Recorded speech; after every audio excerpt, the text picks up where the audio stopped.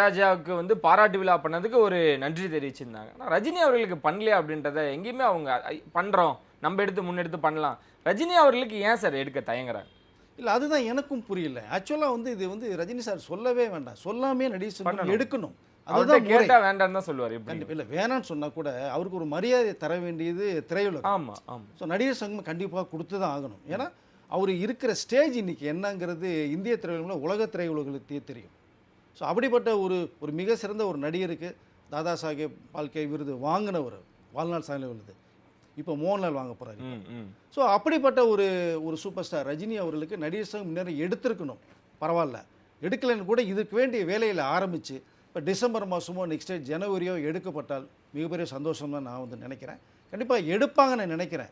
ஒருவேளை நடிகர் சங்கமோ இல்லை தமிழக அரசோ எடுக்க தவறினால் ரஜினிகாந்த் சார் ஒரு வார்த்தை மட்டும் ரசிகர்கள் எடுப்பான்னு சொல்லி பார்க்கட்டுமே. அது இந்திய ரசிகர்கள் மட்டும் இல்லை, உலகத்தில் இருக்கிற அத்தனை ரஜினிகளும் சேர்ந்து தமிழக அரசும் சரி நடிகரும் எடுக்காத அளவுக்கு பிரம்மாண்டமான ஒரு விழாவை அவங்க எடுப்பாங்க. ஓகே. அது ஊன்னு ஒரு வார்த்தை சொல்லட்டும் சூப்பர் ஸ்டார். அது அந்த ரசிகர் ரெடியாக இருக்காங்க.